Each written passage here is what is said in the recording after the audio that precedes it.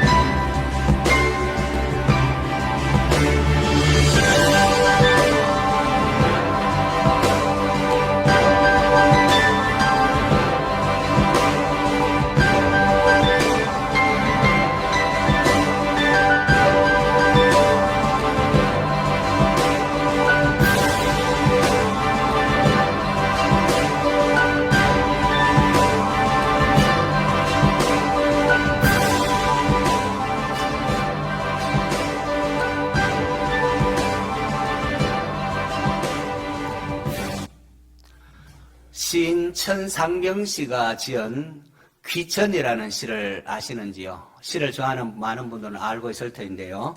3년으로 된 시인데 마지막 3년이 이렇습니다. 한번 볼까요? 나 하늘로 돌아가리라. 아름다운 이 세상 소풍 끝내는 날 가서 아름다웠더라고 말하리라. 이 땅에서의 삶을 소풍이라 표현한 이 시인의 말이 가슴에 와 닿습니다. 억울하고 가슴 아픈 일이 많았음에도 시인은 이 세상 소풍 끝내는 날 가서 아름다웠더라고 말하겠다고 합니다. 저도 언젠가 소풍이 끝나는 날 하나님께 가서 하나님 만드신 모든 만물이 너무 다 아름다웠습니다 라고 말하고 싶습니다. 언젠가 우리 모두는 하나님께로 돌아갈 터인데 그때까지 소풍과 같은 이 땅에서의 삶을 어떻게 살아야 할까요? 하박국 선지자의 마지막 노래는 우리가 어떠한 삶의 자세를 가져야 하는지를 알려주고 있습니다. 하박국서는 부조리한 세상을 바라보며 갈등하던 선지자가 두 가지 질문을 하나님께 하고 또 하나님으로부터 두 가지 대답을 받는 것으로 상반부가 구성이 되어 있습니다.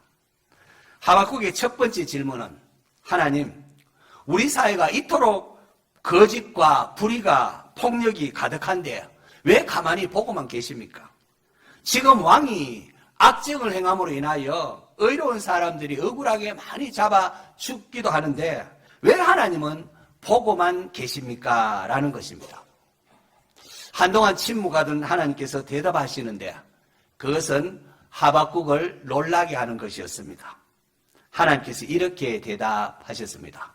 보라, 내가 사납고 성급한 백성인 갈대아 사람, 즉 바벨론을 들어서 악이 가득한 이 유다 사회를 심판할 것이다 라고 했습니다.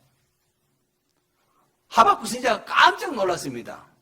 이건 하박국 선지자가 기대했던 대답이 아니었습니다. 이야 하박국 선지자가 두 번째로 질문합니다. 아니 하나님, 저 갈대아 사람은 우리 유대 백성보다도 훨씬 더 악한 놈들인데 어떻게 그 놈들이 자기보다 그래도 의로운 유다 사람을 괴롭히며 삼킬 수 있단 말입니까? 망하기로 따지면 바벨론이 먼저 망해야 될 텐데 어떻게 공의로우신 하나님께서 저 못된 바벨론을 들어서 유다 백성을 무자비하게 정치 괴롭히겠다는 게 이게 말이 됩니까? 하고 물었습니다. 이렇게 질문하고는 하나님께서 뭐라 대답하실는지 하박국 선지자가 성로에 일어서서 기다리고 있었습니다. 오늘 본문은 기다리던 하박국에게 하나님이 대답하시는 장면이 나와 있습니다. 하나님께서 하박국에게 너는 이 묵시를 기록하여 판에 명백히 새기되 달려가면서도 읽을 수 있게 하라. 고속도로를 가거나 기차를 타고 여행하다 보면은 사람 눈이 잘 띄는 곳에 커다란 광고판들이 있지 않습니까?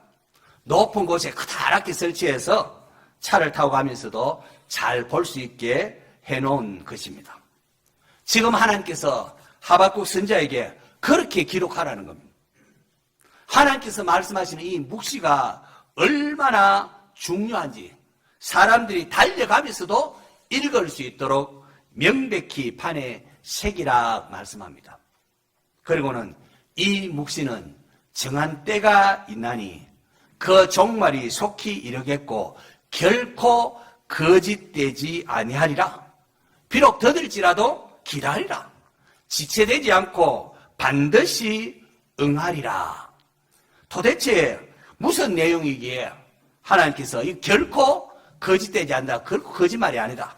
반드시 응한다. 반드시 이루어진다. 더딜지라도 기다리라. 무엇이기에 이렇게 강조를 하는 것일까요? 다 같이 하박국서 2장 4절 우리 스크린 보면서 또 한번 같이 읽습니다. 시작.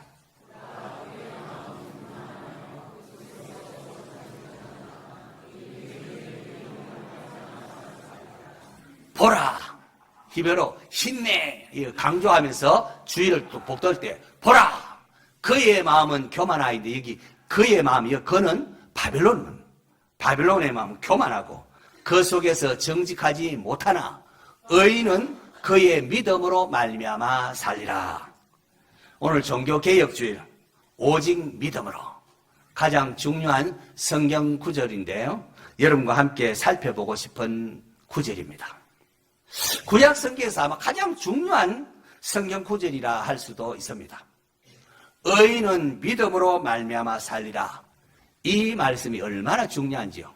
신약 성경 로마서 1장 17절에 복음에는 하나님의 의가 나타나서 믿음으로 믿음에 이르게 하나니 기록된 바 오직 의인은 믿음으로 말미암아 살리라 함과 같으니라 하면서 하박국 2장 4절을 인용합니다. 또 율법으로 구원받는 자의 틀렸다는 것, 거짓 교사가 율법을 지켜 구원받는다고 하는 그는 잘못된 가르침을 할 때에 갈라디아서 3장 11절에도 또 하나님 앞에서 아무도 율법으로 말미암아 의롭게 되지 못할 것이 분명하니 이는 왜냐하면 의인은 믿음으로 말미암아 살리라 하였습니다 하면서 이 하박국 2장 4절을 인용합니다. 이처럼 사도 바울은 이 하박국 4절의 본문을 가지고 오직 믿음으로 구원 얻는다는 이신칭의의 교리를 분명히 세우고 있습니다. 자, 뿐 아니라 히브리서 10장 37절 38절 보면은 잠시 잠깐 오면 오실 리가 오시리니 지체하지 아니하시리라. 나의 의인은 믿음으로 말미암아 살리라. 또한 뒤로 물러가면 내 마음이 그를 기뻐하지 아니하리라 하셨느니라고 하면서 또 이 하박국 2장 4절을 인용합니다. 이 히브리서는 유대 기독교인들이 고난으로 인하여 다시 유대교로 돌아가려고 하는 그런 유혹을 받을 때에 히브리서 기자가 그들을 격려하면서 하박국 2장 4장을 인용하면서 끝까지 믿음으로 살아야 함을 이렇게 강조한 서신이기도 합니다. 히브리서 10장에 이렇게 나의 의인은 믿음으로 말미암아 살리라. 뒤로 물러가면 하는 기뻐하지 않는다. 이렇게 말씀하시고는 그 다음에는 히브리서 11장이 나오는데 그게 바로 믿음장으로 그 예로 믿음으로 아벨은, 믿음으로 에녹은, 믿음으로 노아는, 믿음으로 아브라함은, 믿음으로 이삭은, 믿음으로 요셉은, 모세는, 기생 나합은 하면서 믿음으로 그들이 장차 들어갈 본향을 바라보면서 살았던, 하나님을 소망하며 살았던 믿음의 선조들을 쭉 그냥 예로 제시하고 있습니다. 인생은 두 가지 길이 있습니다. 하나는 교만한 자의 길입니다. 이들은 자기가 가진 힘을 믿고 재물을 믿고 살아가는 인생입니다. 갈대아 사람, 즉 바벨론 사람이 그랬습니다. 그들은 자기의 힘을 보배로 신으로 삼고 살아가는 자입니다. 그들은 그 속에서 정직하지 못하다 했는데 원어적으로 정직하지 못하다는 것은 옳지 않다, 바르지 않다 이런 의미를 담고 있습니다. 그들의 생각이 틀렸다는 겁니다. 그들에게는 물질이 신이고 자신의 그 탐욕을 채우기 위하여 주변의 나라를 막 공격해서 착취하고 그것으로 인하여 막 즐거워했습니다. 하나님이 그들을 내버려 두시니까 그들이 뭐 기고만장하면서 자기 힘을 믿고 교만하게 행동을 했습니다. 그러다가 그들의 마지막 날에 하나님의 심판이 있어서 지옥에 다 던져집니다. 이것이 자기 힘을 믿고 살아가는 교만한 자들의 길입니다. 그 길의 끝은 지옥이요 멸망입니다. 성경은 이 길을 넓은 길이라고 하면서 많은 사람이 그 길로 가고 있다는 겁니다. 많은 사람, 세상에 많은 사람이 교만하고 자기 힘을 의지하고 재물을 의지하며 그렇게 자기 탐욕을 쫓아 살아간다는 겁니다. 여기와 반대되는 또 하나의 길이 있는데 그 길은 의인의 길입니다. 이것은 믿음으로 살아가는 인생이라 할 수 있습니다. 바벨론은 교만함으로 인하여 망하고 의인은 믿음으로 말미암아 살리라라고 했습니다. 여러분 교만의 반대말은 겸손이라고 이렇게 말할 수 있지 않습니까? 그런데 성경은 교만의 반대를 믿음이라 이렇게 표현합니다. 바벨론은 교만으로 망하고 의인은 믿음으로 말미암아 산다. 교만의 반대말은 믿음이라 표현합니다. 왜 그렇겠습니까? 믿음의 사람은 겸손할 수밖에 없기 때문에 그렇습니다. 내 힘으로 살 수 없기 때문에 하나님의 은혜로 살기 때문에. 이들은 부조리한 세상을 바라보면서 애통합니다. 자신의 무능함과 자신의 죄에 대해서도 애통합니다. 내게 능력이 없구나. 선을 행할 능력이 애통합니다. 이들은 잘못된 길로 가면은 하나님이 내버려 두지를 않습니다. 그들에게는 하나님의 징계가 있습니다. 왜냐하면은 그들은 하나님이 사랑하는 백성, 하나님이 사랑하는 자녀이기 때문에 그렇습니다. 유다의 남은 자들, 남은 백성이 여기에 해당이 됩니다. 이들의 기도는 마라나타입니다. 아멘 주 예수여 어서 오시옵소서 하면서 하나님의 나라를 사모합니다. 하나님의 구원을 애타게 기다립니다. 그 길의 끝은 천국이고 영생입니다. 그런데 성경은 이 길은 좁고 협착하여 찾는 이가 적다라고 말하고 있습니다. 오늘 저와 여러분은 어느 길로 가고 있습니까? 어느 길이 참된 복된 길일까요? 의인은 믿음으로 말미암아 산다는 사실을 아는 성도는 고난에 대하여 새로운 시각이 열립니다. 영적 눈이 열립니다. 출애굽한 이스라엘 백성들 시내산에서 하나님과 언약을 맺어서 이제 왕 같은 하나님의 백성 거룩한 제사장 나라로 언약을 맺습니다. 그런데 이스라엘 백성들이 이 언약을 맺기 전과 후에 하나님께 대하는 태도가 다릅니다. 언약을 맺기 전에 이스라엘 백성들의 모습, 이제 출애굽기 보면 출애굽은 애굽에 나와서 시내산까지의 과정을 그린 게 출애굽기입니다. 거기서 이제 시내산의 율법을 받고 그 다음에 성막을 짓고 하는 것으로 해서 이제 후반부가 되어야 된대요. 적어도 애굽에서 시내산까지 가기까지를 그린 게 이제 출애굽기인데요. 그 출애굽기에 보면은 하나님께서 꾸짖기는 하지만은 그들을 징계한 내용은 사실 별로 없습니다. 홍해를 건너서 사흘 만에 도착한 것이 마라라는 지역입니다. 야, 이제 마라에 이제 오아시스니까 물이 있겠거니 하고 물을 마시니까 서서 먹질 못합니다. 그러니까 이스라엘 백성들 어떻게 합니까? 모세를 원망을 합니다. 마실 물 뜨자고 원망합니다. 그러자 모세가 하나님께 부르짖더니 하나님께서 한 나무를 가리키시고 그것을 물에 던지니 마라의 물이 달아졌습니다. 하나님이 그들에게 징계했다는 내용이 없습니다. 그리고 이제 신광야, 엘림에서 쉬고 또 신광야로 갑니다. 온 회중이 모세 아론을 원망합니다. 애굽에 있을 때는 그래도 고기 먹고 있는데 너희가 이 광야로 우리를 인도하여 아마 줄여 죽게 하는구나 하고 또 이렇게 불평합니다. 그래서 하나님께서 모세에게 보라, 내가 너희를 위하여 하늘에서 양식을 비같이 내리니 백성들이 나가서 일용할 것을 날마다 거둘 것이니라 하면서 메추라기도 주시고 하늘로부터 만나도 주십니다. 그리고 하루분치만 만나 거두게 하고 아침까지 남겨두지 말라고 합니다. 그런데 어떻습니까? 막 개중에는 아침까지 남겨뒀다가 벌레가 나고 이게 냄새가 나기도 했습니다. 모세가 너희들이 언제까지 하나님 믿지 않겠느냐 노하기는 했지만은 그게 전부입니다. 하나님께 어떻게 징계했다는 말이 별로 없습니다.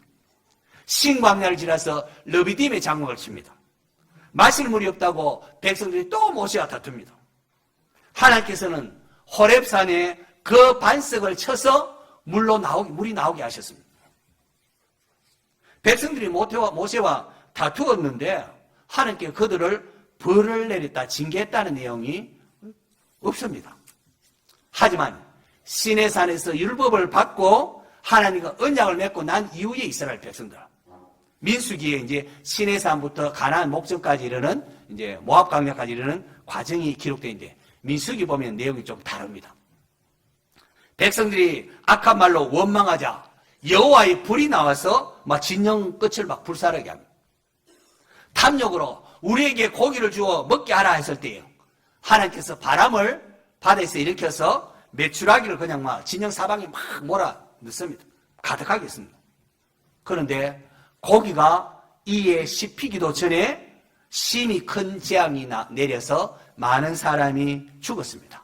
그래서 그곳 이름을 탐욕의 무덤이라 일컫는 기브롯 핫다와라 부르며 그곳이 죽은 사람을 장사하기도 했습니다.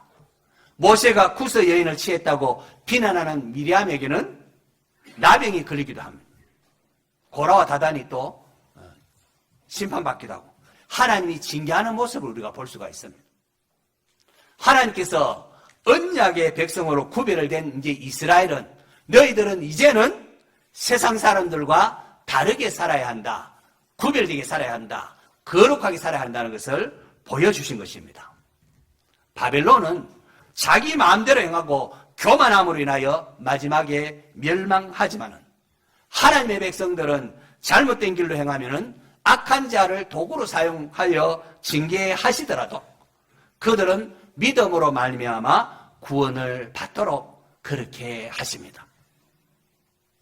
서신서에 보면 신약의 서신서에 보면은 고난 받는 자들에게 보낸 서신들이 꽤 있습니다.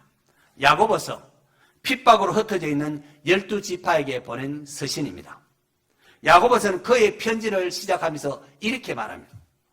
내 형제들아, 너희가 여러 가지 시험을 당하거든 어떻게 하라고 했습니까? 온전히 기쁘게 여기라. 우리는 시험 안 당하려고, 어려움 안 당하려고 그렇게 하는데, 내 형제들아, 고난당하는 12지파들에게, 내 형제들아, 너희가 여러 가지 시험을 당하거든 온전히 기쁘게 여기라. 이는, 왜냐하면은 너희 믿음의 시련이 인내를 만들어내는 줄 너희가 알미라. 인내를 온전히 이루라. 이는 너희로 온전하고 구비하여 조금도 부족함이 없게 하려 함이라. 그렇게 했습니다. 시험을 당하거든, 어려운 일을 만나거든 어떻게 하라고요?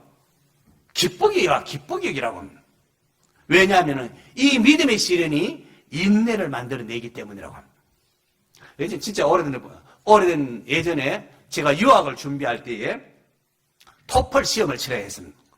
토플 시험을 치는데 토플 시험 치르기 전에 여러 번 예비 시험지를 구해서 이렇게 풀어보곤 합니다. 예비 시험지는 돈 주고 사서 내가 시험을 개인적으로 풀어보는 겁니다.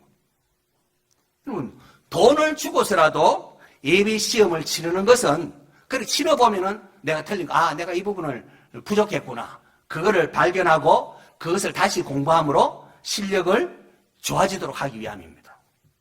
인내도 마찬가지입니다. 인내는 그냥 이렇게 갑자기 생기는 게 아니고 여러 가지 시험을 통하여 인내가 길러지는 거예요. 내가 이런 부분에 약하구나 하고 길러지는 겁니다.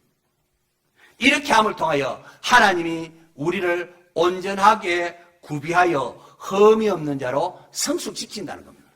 이게 성화 과정이라고 합니다. 또 베드로전서도 네로 황제의 핍박이 점차 시작되는 것을 보면서 흑해 아래쪽에 있는 본도, 갈라디아, 갑바도기아, 아시아와 비두니아 흩어진 나그네 그리스도인에게 보낸 편지입니다. 베드로전서에도 핍박받는 그리스도인들에게 하나님의 구원을 말하면서 그러므로 너희가 여러 가지 시험으로 말미암아 잠깐 근심하게 되지 않을 수 없어서나 오히려 크게 기뻐하는도다. 고난받고 이제 여러 가지 시험으로 말미암아 잠깐 근심하게 되지 않을 수 없어서나 오히려 크게 기뻐하는도다. 너희 믿음의 확실함은 불로 연단하여도 없어질 금보다 더 귀하여 예수 그리스도께서 나타나실 때에 영광과 존귀를 얻게 하려 함이라 그랬습니다. 사랑하는 자들아, 너희를 연단하려고 하는 불시험을 이상한 일을 당하는 것 같이 이상히 여기지 말고 오히려 너희가 그리스도의 고난에 참여하는 것으로 즐거워하라. 이는 그의 영광을 나타낼 때에 너희로 즐거워하고 기뻐하게 하려 함이라고 하셨습니다. 고난과 시험은 우리를 정결하게 합니다. 여러분, 아프면 죄질 생각이 안 듭니다. 경험해 보셨습니까? 아프면 신기하게 죄질이 그런 여유가 어디 있습니까? 보통 때는 막 각신각신하다가 환난과 어려움 닥치면 그게 어디 있습니까? 고난과 시험은 우리를 정결하게 하고 장차 예수 그리스도의 날에 영광과 존귀를 얻게 하기 위함이라고 했습니다. 우리에게 주어진 시련과 시험은 장차 하나님 앞에 상 받도록 하기 위함이라는 걸 믿습니까?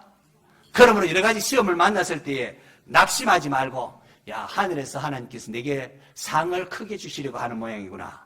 하늘의 상이 큼을 생각하고 인내하시기를 바랍니다. 히브리서, 고난 중에 있는 유대 기독교인들에게 보낸 편지라고 했는데요. 너희가 참음은 징계를 받기 위함이라. 우리가 징계를 받기 위함입니다. 하나님이 아들과 같이 너희를 대우하시나니 어찌 아버지가 징계하지 않는 아들이 있으리요. 징계는 다 받는 것이거늘 너희에게 없으면 사생자요 참 아들이 아니니라. 오직 하나님은 우리의 유익을 위하여 그의 거룩하심에 참여하게 하시느니라. 무릇 징계가 당시에는 즐거워 보이지 않고 슬퍼 보이나 후에 그로 말미암아 연단받은 자들은 의와 평강의 열매를 맺느니라 라고 했습니다. 여러분, 징계가 사랑인 줄 아셔야 됩니다. 그 징계, 그 어려움만 볼 것이 아니라 거기에 담긴 하나님의 사랑의 마음을 볼 수 있는 성도 되시기를 바랍니다. 믿음의 선진들이 고백하는 시편에도 보면은 고난 당하기 전에는 고난 당한 것이 내게 유익이라 이로 말미암아 내가 주의 율례를 배우게 되었나이다. 고난 당한 것이 내게 유익이라고 합니다. 고난 당하기 전에는 내가 그릇 행하였더니 이제는 주의 말씀을 지키나이다 라고 합니다. 성도 여러분, 우리가 고난을 당하거나 어려운 일을 만나게 되면 내가 잘못해서 하나님이 미워서 나에게 이렇게 벌을 주는구나 라고 생각하기 쉽습니다. 그렇지 않습니다. 하나님이 너무도 사랑하시기 때문입니다. 하나님이 저와 여러분에 대한 기대가 크기 때문에 그렇습니다. 너희가 이 정도는, 너희 이렇게 이 정도는 성숙해야 되지 않겠니? 그렇게 하시는 겁니다. 증거같이 나올 것을 기대하시기를 바랍니다. 그러므로 악인의 형통, 저 사람은 나쁜 짓 해도 부자가 되고 잘 살더라. 악인의 형통을 부러워하지 마십시오. 교만함으로 멸망에 빠지는 바벨론처럼 살 것이 아닙니다. 우리 성도들에게는 하늘과 땅을 만드시고 온 우주 만물을 주관하시는 전능하신 하나님이 함께 하십니다. 하나님의 관심은 온통 택한 백성, 택한 자녀들에게 있습니다. 내 백성, 내 자녀들에게 하나님 관심이 있습니다.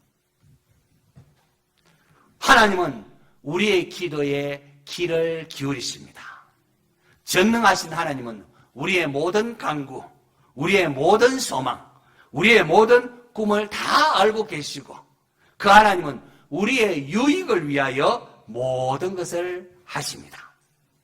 바벨론이 아무리 대단해 보여도 그건 하나님의 백성들을 교육시키기 위한 도구에 지나지 않습니다. 지난 주일에 하나님을 바라보면 문제는 작아진다라고 했습니다. 우리 앞에 닥친 문제 아무리 크고 대단한 것처럼 보여도 하나님의 위대하심 앞에는 한 방울의 물방울도 지나지 않는다고 했습니다.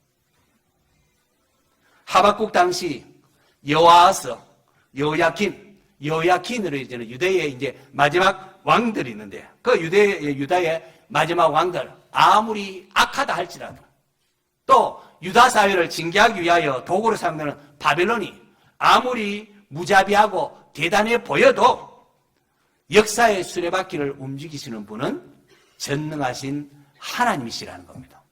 하나님의 뜻대로 역사를 돌리고 계신다는 겁니다. 그러므로 내 앞에 있는 고난이나 어려움으로 인하여 좌절하거나 낙심하지 마시기 바랍니다. 예수 그리스도 안에 있는 성도는 하나님부터 모든 것을 공급을 받습니다. 그런데 거기에는 뭐도 있다? 고난도 겸하여 받습니다. 그래야 이 죄악된 세상 속에 하나님의 나라를 사모하게 되고 또 성숙한 그리스도인으로 자랄 수 있기 때문에 그렇습니다. 보라, 그의 마음은 교만하여 그 속에서 정직하지 못하나 의인은 그의 믿음으로 말미암아 살리라. 바벨론은 교만함으로 망하고 의인은 믿음으로 말미암아 살게 된다는 이 놀라운 사실을 알게 된 하박국은 마침내 부조리한 세상 속에서도 오직 여호와는 그의 성전에 계시니 온 땅은 그 앞에서 잠잠할지니라 라고 외칩니다. 그리고 하나님께 기도합니다.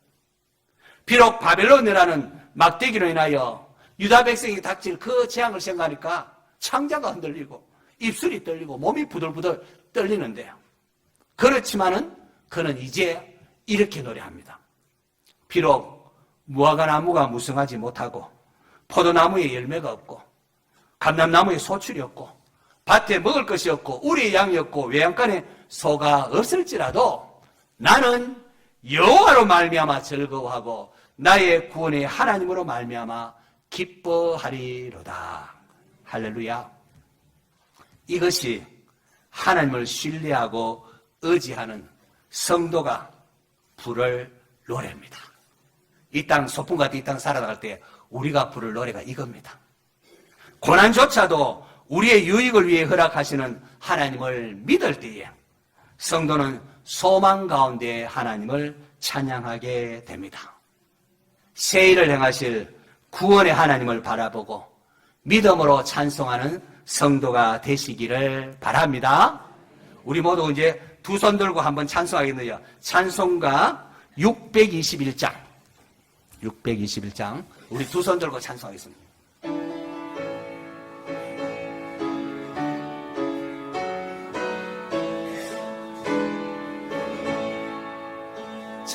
찬양하라 내 영혼아, 찬양하라 내 영혼아, 온 마음과 정성 다하여 주 찬양할. 경배하라 경배하라 내 영혼아, 경배하라 내 영혼아, 온 마음과 정성 다하여 주 경배. 찬양하라 한번 더 하겠습니다. 찬양하라 내 영혼아, 찬양하라 내 영혼아, 온 마음과 정성 다하여 주 찬양. 경배하라 경배하라 내 영혼아, 경배하라 내 영혼아, 온 마음과 정성 다하여 주 경배하라. 사랑하는 성도 여러분, 이 종교개혁주의를 맞아서 오직 믿음이라는 가장 중요한 구절이 담긴 하박국서를 통하여 하나님의 마음을 살펴보았습니다. 세상에는 우리를 의아하게 만드는 많은 부조리가 있습니다. 어떻게 이런 일이 있느냐? 부조리들이 있습니다. 이럴 때 성도는 믿음으로 사는 법을 배워야 합니다. 그러한 부조리한 세상 속에서도 우리가 믿음으로 사는 법을 배우면 하박국처럼 노래할 수가 있습니다. 역사의 주관자 되시는 하나님, 그 하나님으로 인하여 성도는 평안을 누리고 기뻐할 수가 있습니다. 이 종교개혁주를 지나면서 말로만 오직 믿음을 하는 그런 이데올로기에만 젖어 있을 것이 아니라 참으로 하나님의 위대하심을 노래하고 믿음으로 살아가는 복된 성도로 변화될 수 있기를 축원합니다.